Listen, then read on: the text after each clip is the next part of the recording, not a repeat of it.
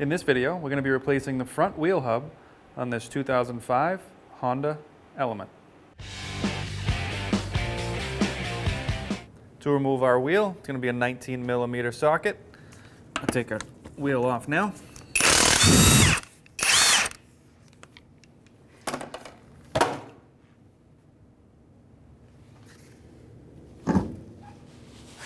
So our backing plate here is pretty well rusted and corroded.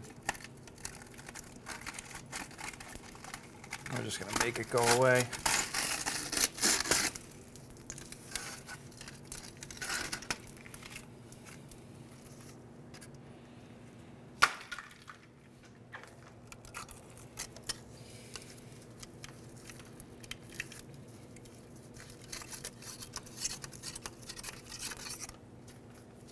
We're going to remove our caliper. We have two bolts, top and bottom. They're going to be 14mm.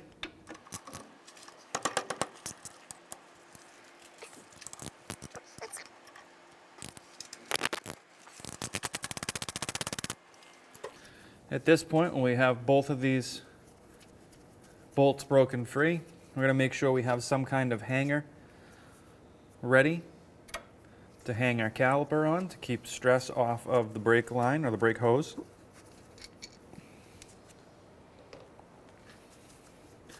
Sometimes these calipers will come right off the brakes. Sometimes you'll need to get in here and pry them off. This one slid off no problem. So what we can do is take our hanger, swing it around here, and we're going to hang it right on the spring, up and out of the way. Now we can see our pads. I'm going to remove our spring hardware. Just squeeze and remove. And our pads. Our pads should pop straight out. Same thing on this side.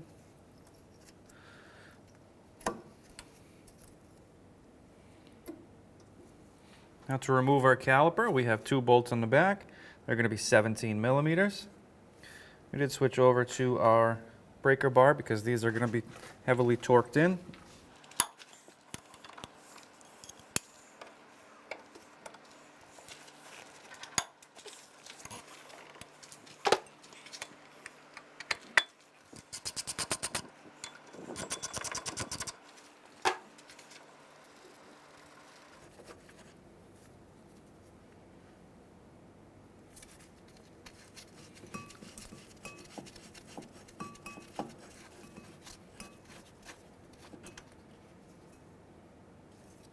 Now at this point we can remove our caliper bracket and set that aside. So now the only thing holding our rotor in place would typically be two screws, Phillips screws. We have one missing. We do have one still here. We're going to use an impact driver here to try and break that screw free. Just gonna see if it will turn by itself, and it won't. So as you hit this, it's going to turn that Phillips screw, hopefully breaking it free. There we go.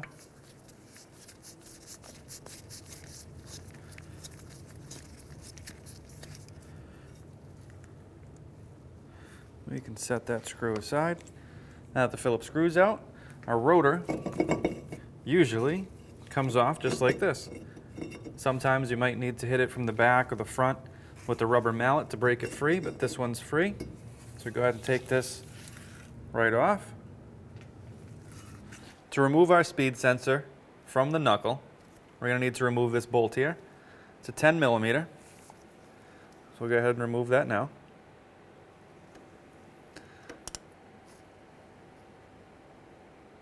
Oh, well, broke right off. So now that this bolt is broken inside the knuckle for our speed sensor, we're going to have to remove that speed sensor. By the looks of it, it's not going to come out in one piece. And we're going to try and lightly pry around this speed sensor to pop it up and out. There's probably a prong, a plastic prong sitting straight down at the length of this that's going to need to come straight out. And when the knuckle looks like this, there's a good chance it's not going to come out. So just take our time and see if we can get this to come out without breaking. And we can see now that the flange here is moving, but this block, that square block there, isn't moving at all.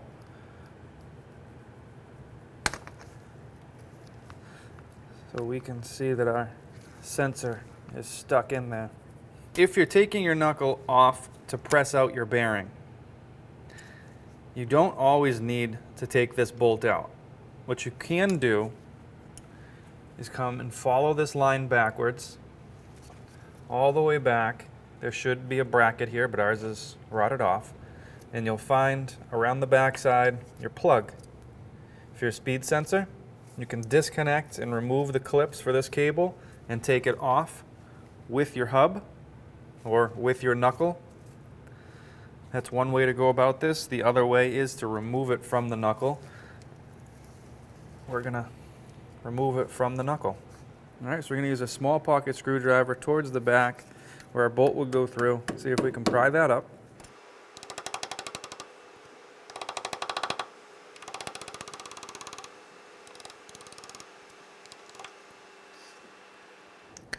Now, the way that this is moving and rotating, this cable here is pivoting around weird, means that we've actually broken free of the pin that's down inside the knuckle. So if we just pry this up now, it's broken at this point. So if we just pry this up now, you can see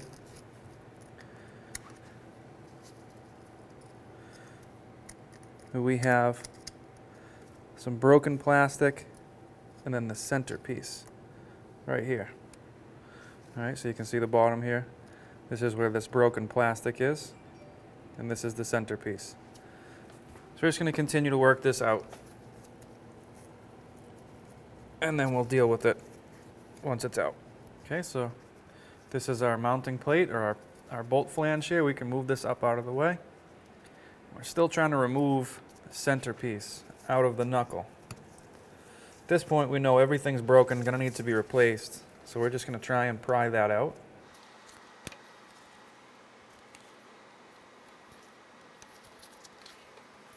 When we take out our knuckle, we are going to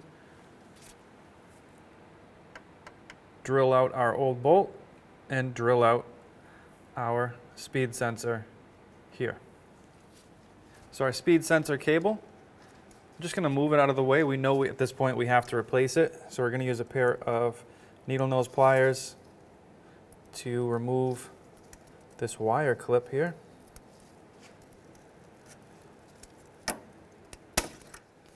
And we can move that back and out of the way. And right here is going to be a 12mm bolt holding our brake hose to our strut assembly. We're just going to move that out of the way. Now underneath on our ball joint and our lower control arm here, it's going to be another point holding in our knuckle. We have a cotter pin on our castle nut. So our cotter pin typically is folded over. This one's straight out. So at this point, we're just going to try and force it back through and pull it out.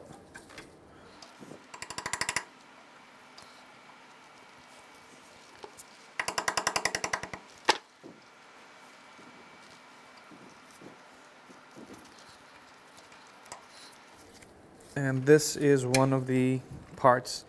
This cotter pin here will definitely be replacing. Anytime you pull one out, you definitely want to replace it with a new one. Now we can take our castle nut off of our ball joint. To remove our axle nut, we're going to have to remove the staking punched in on our axle. So we just have a small punch here. We'll just see if we can open that up enough to spin off the nut.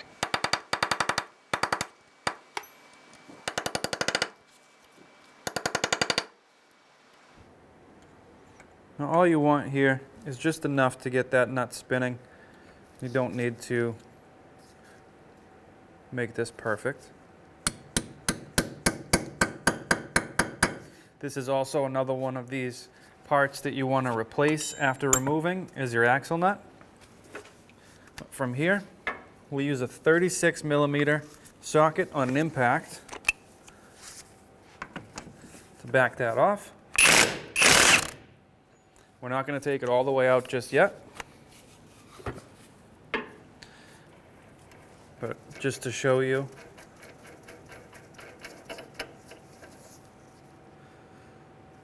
That's the staking we had to undo. So we'll put this back on. Right about there. So the last thing we have is our ball joint down the bottom, which is going to be a 19 millimeter. And again, we're going to use our impact.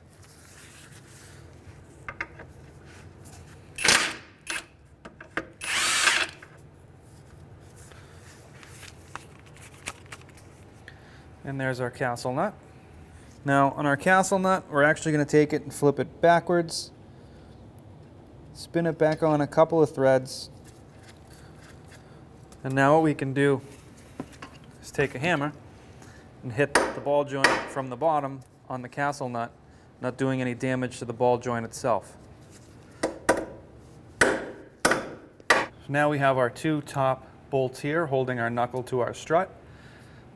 The bolt head side is going to be a 19, and the nut side is going to be a 22. So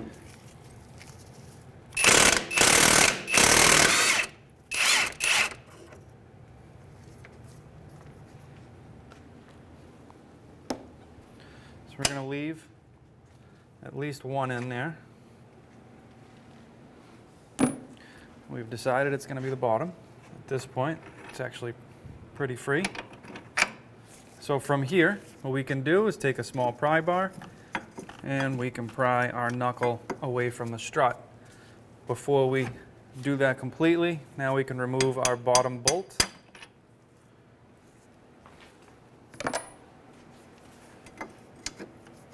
Put a pry bar between the knuckle and the strut. We're going to hold our strut into place and pull our knuckle forward.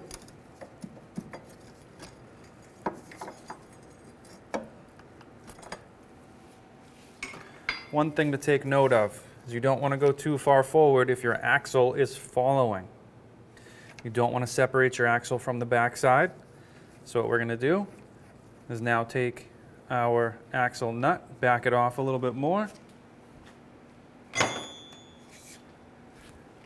Give this a couple of taps, see if we can seat and push our axle backwards. Okay.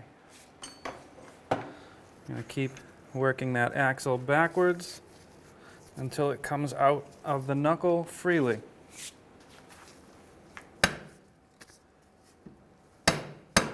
All right, so the goal here now is to get your axle out of your knuckle. And we're just trying to separate the two here.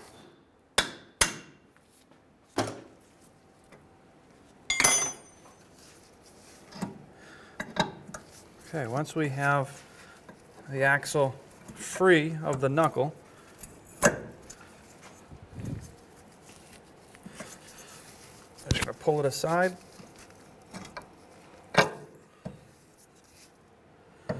Like that. So now that we have our axle out of the way, we can work on removing our knuckle or our ball joint from the bottom here. We're just going to continue to put some upward pressure on it with a sledge. So now that we've hit our castle nut and our ball joint straight up and broke the bond between here, we're going to take our 19 millimeter back off that castle nut.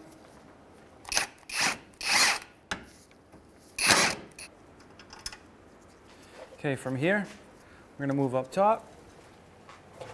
We're going to take out that bolt that we just put in there. We're going to remove our knuckle, pull it out of the strut. We're going to lift out of the control arm.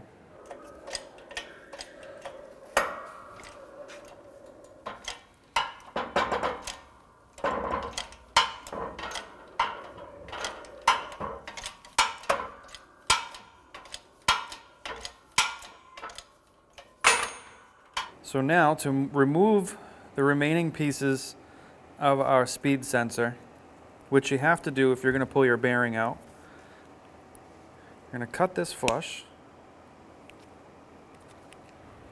And the plastic here, which is also the plastic in the back of the sensor here that's stopping your bearing from coming out, we're going to remove this.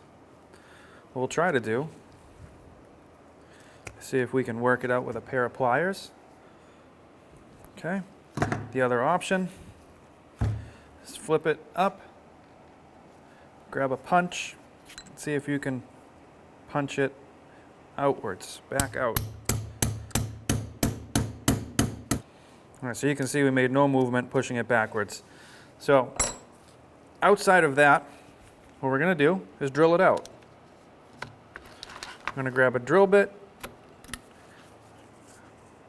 that fits the center opening there where the wires are. We're going to drill it out.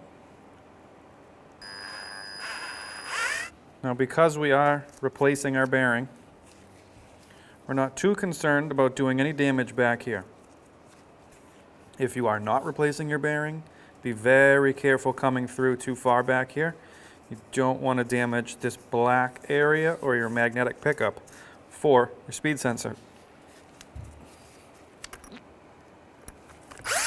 Again, we're going to keep trying to pick at this to remove it without drilling as much as possible. I'm going to step up one size.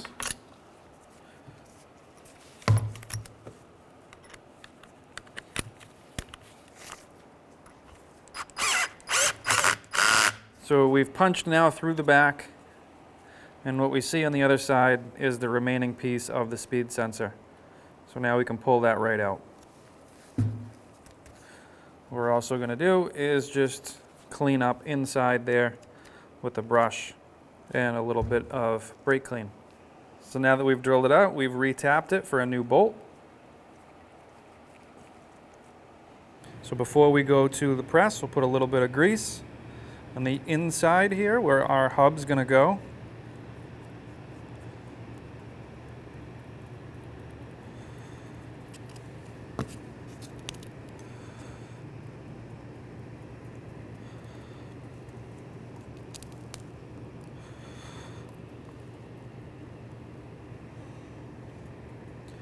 And just because we're here, just do a little bit on the surface.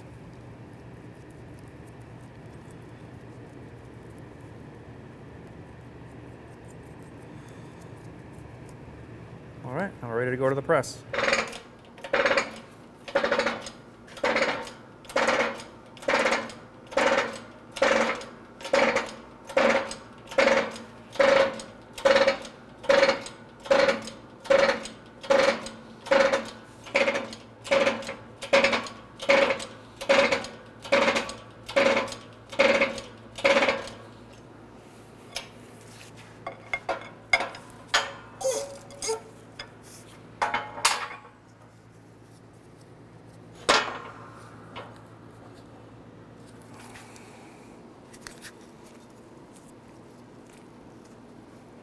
So we've installed now our hub. We've pressed it into the bearing. You can see the back side here. We got a whole bunch of extra grease. We have our new hub on the knuckle, now ready to go to the vehicle. On the end of our axle splines here that go into the hub or the knuckle, we're going to put a little bit of grease, and we're going to put it into our new hub. Okay, at this point we can spin or rotate the knuckle itself. We're going to put our new axle nut on, a few threads. Now we're going to put our knuckle, we're going to put it into our strut first, raise up and locate our ball joint. So now what we're going to do is align our bolts. Now that we have our knuckle into our strut, push and align our bolts here. We're going to pull this back so we can start our bolt coming through. There we go. I'll put our nut on. I'm just going to snug this up. And now we can put our top bolt in. We're just using a pry bar on one side to kind of help us align the holes.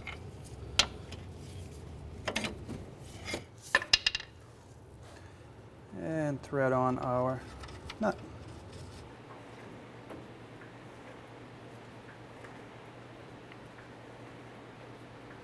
Now with our suspension under load, we're going to tighten down our two strut to knuckle bolts. It's going to be a 19 on one side, a 22 on the other. I'm going to torque them down to 116 foot-pounds.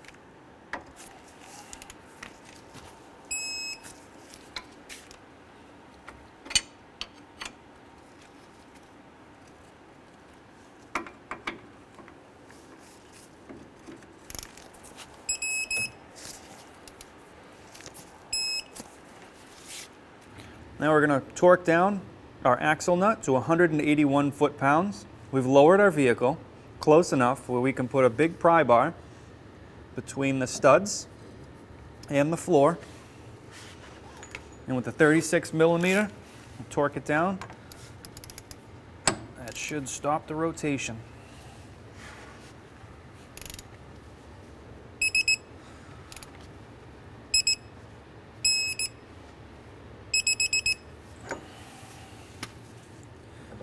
All right, so now one last step is we will stake in this center here onto the axle to stop that nut from rotating. So now what we're going to do is we're going to stake down our axle nut into our axle, but to make it a little bit easier, we're going to use the handle of the hammer and rotate that stake point up and down. So we're just punching straight down.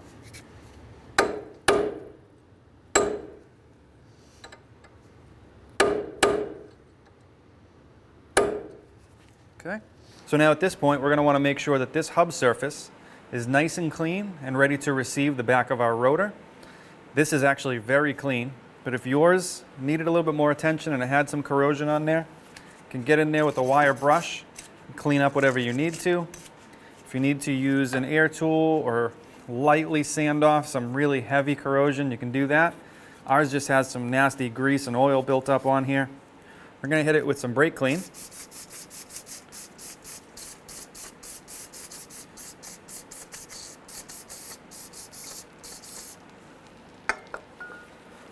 Just give it a quick little dry, because what we're going to do from here is hit it with some anti-seize.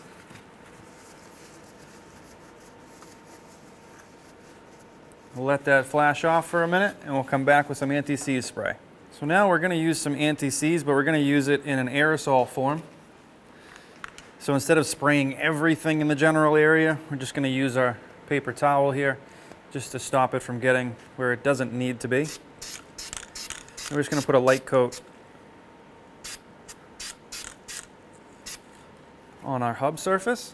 So now that our anti-seize has dried up a little bit, what we're going to do is take our new rotor, we're going to put it on backwards.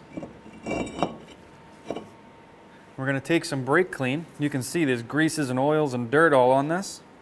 So we're going to take some brake clean and we're going to clean up the oils and greases on the back side. Give it a quick wipe.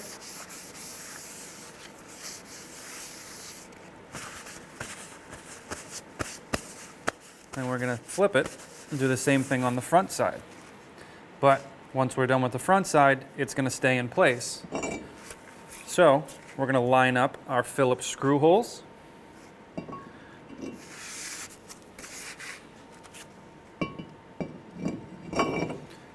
We're going to put it in place.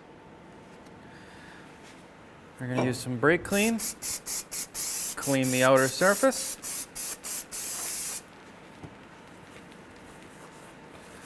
Again, give it another wipe.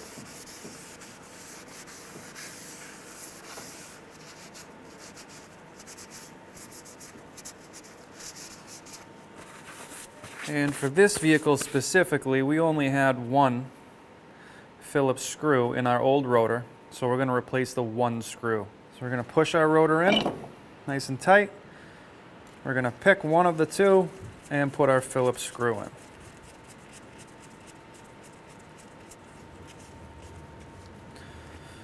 I'm going to hold the rotor in place and we're going to tighten that down.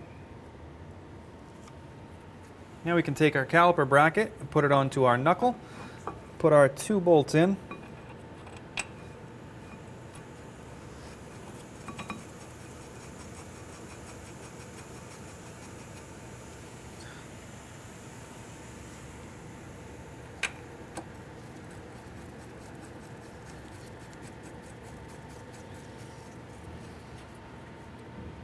And again, these are going to be 17 millimeters. We're just going to snug these up, and we're going to come back and torque them down.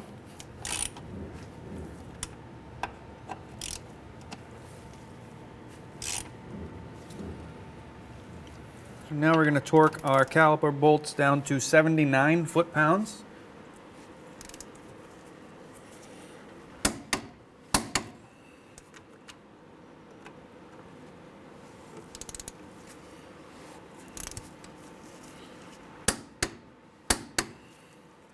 Now that our caliper bracket is torqued down, we can install our brake pads. We're just going to simply put the bottom tab into the metal slot, push down, and align the top and push into the rotor. Now that you have your pads in and squeeze nice and tight to the rotor, we have 2 last pieces of hardware. They're going to be these spring clips. There are holes on your brake pads. You're just going to squeeze these together and put them in the holes. Sometimes these want to fly out, so watch your eyes and be careful that they might want to run around the room.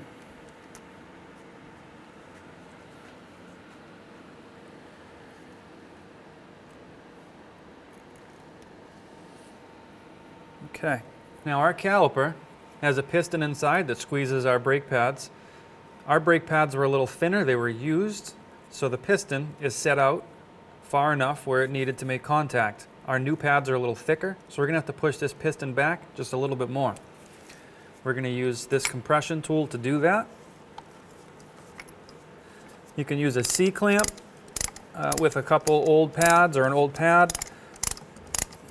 The idea here is just to push this piston back into this area here as flat as possible, not at an angle.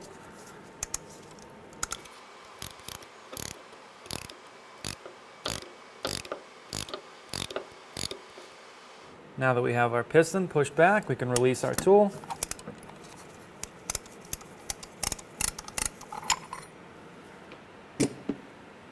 And now we can take our caliper, put it on our pads. I'm going to take it off of the hanger. Again, we're going to be careful not to stress the brake hose. Slide it onto our pads and into position for our bolts on the pins.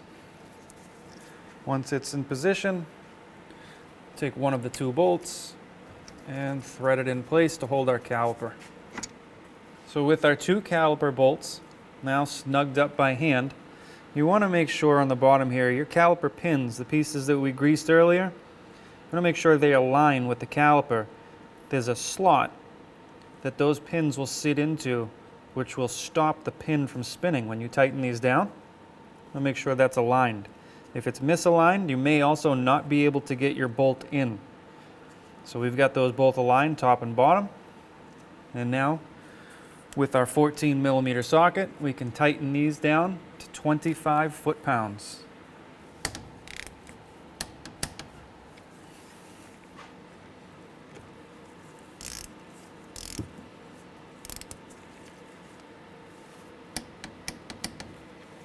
Now that we have our caliper installed, we had to press back our piston, which means now we're going to have to pump our brakes and bleed our brake line.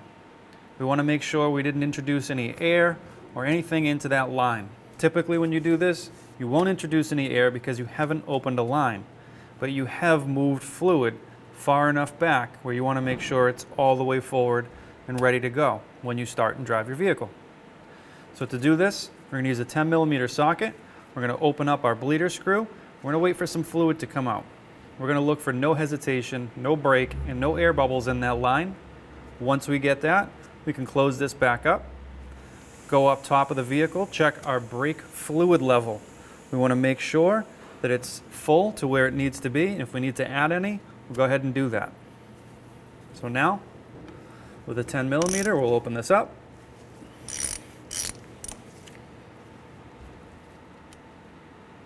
We'll check our fluid, make sure here we're not getting any breaks or air bubbles in the line. Looks pretty good. We'll go ahead and close it up and tighten it down. And again, once you're done with this step, you're going to want to go up top, check your brake fluid level, and if you're low, go ahead and add some. And one thing I like to do now that you've released some brake fluid out of here, is go ahead and hit it with some brake clean. Clean up any residual brake fluid that there may have been. What this will do is once this is dried up, it'll let you know if you have any leaks, because then you'll see a wet area. If you have any leaks, go ahead and address them. Right, so now we can install our wheel.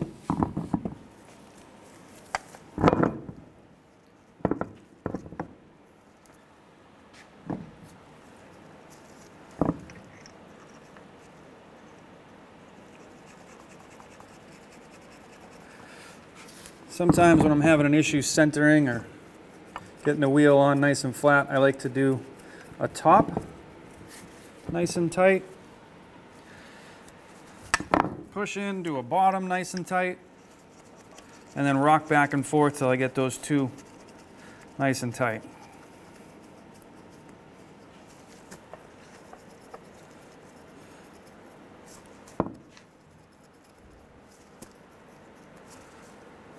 And that usually helps me get a wheel nice and flat. All right, now we can do the other ones.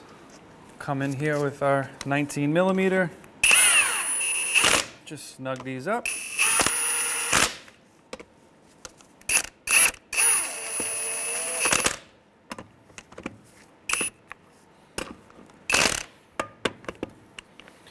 All right, now to torque these down, we're going to have to put the vehicle on the ground so the wheel doesn't spin.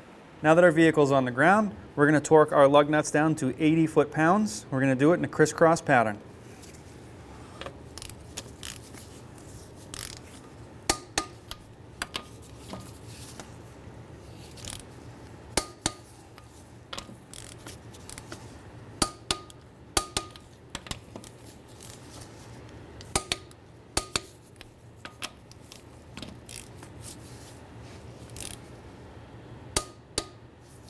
And then sometimes, if you really feel the need to, you can run around a second time just to make sure.